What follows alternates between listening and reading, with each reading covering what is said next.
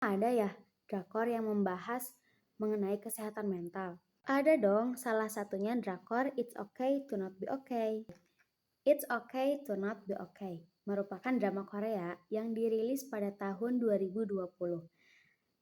Drakor yang memiliki 16 episode ini tuh dibintangi oleh Kim So Hyun yang merupakan aktor termahal dan lawan mainnya Si Ye Ji. Jadi film ini tuh bukan cuma membahas tentang romance, tetapi yang bikin menarik dari film ini tuh juga membahas mengenai kesehatan mental yang membuat drama ini tuh semakin menarik untuk ditonton.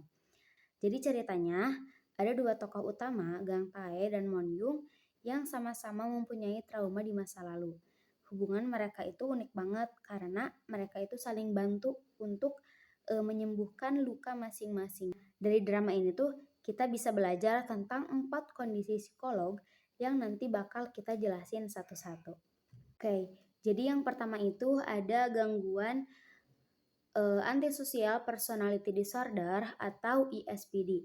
Jadi gangguan ini tuh ditandai dengan ketidakpedulian dan pelanggaran hak orang lain yang dilakukan secara terus-menerus.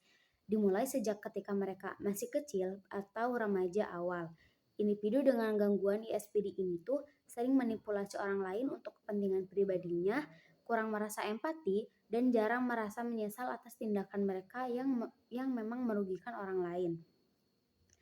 Contoh pada drama It's Okay to Not Be Okay ini tuh digambarkan oleh sosok ibu Mon Yung yang manipulatif dan sangat sadis. Dia mengontrol hidup Mon Yung untuk terus melakukan hal-hal yang bisa memuaskan dirinya, bahkan membuat anaknya ini tuh menjadi trauma berat. Bisa dibilang dia menunjukkan tanda-tanda ISPD karena enggak punya rasa bersalah dan tega banget nyakitin orang lain. Bahkan dia bilang sendiri bahwasannya Mon Yung itu merupakan lukisan yang gagal seperti itu. Yang kedua ada autisme. Disebut juga dengan gangguan spektrum autism atau autism spectrum disorder atau ISPD. ISPD merupakan gangguan perilaku dan interaksi sosial yang diakibatkan karena kelainan perkembangan pada saraf otak.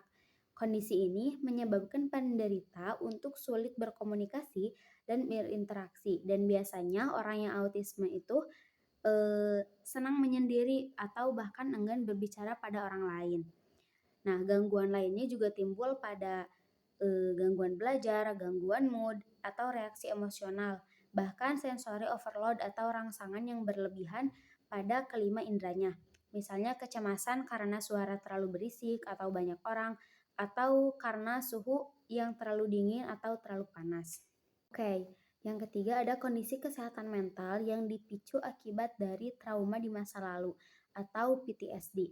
Post Traumatic Stress Disorder. Jadi seseorang dengan kondisi ini tuh mengalami gejala-gejala seperti kilas balik, mimpi buruk, kecemasan parah, serta pikiran tidak terkendali.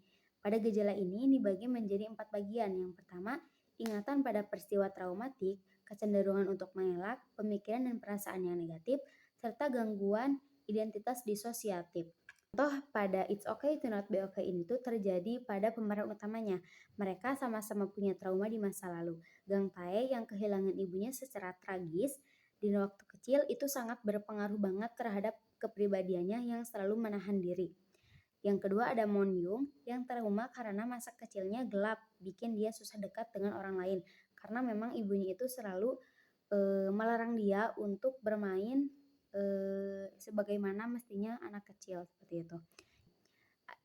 DID ini merupakan kondisi di mana seseorang memiliki 2 atau lebih kepribadian yang secara terpisah dan mengendalikan perilaku seseorang pada waktu yang berbeda. Gangguan disosiatif ini merupakan masalah mental yang melibatkan ketidaksesuaian antara memori pikiran, identitas, sehingga berdampak pada kehidupan sehari-harinya. Nah, contoh pada drama It's Okay to Not Be Okay ini tuh diduga terjadi pada ibunya Mon Yung di bagian terakhir yang dicurigai memiliki kepribadian ekstrim yang membuat penonton itu curiga bahwa ibunya si Mon Yung ini tuh memiliki kepribadian yang ganda atau setidaknya gangguan kepribadian berat yang kompleks seperti itu.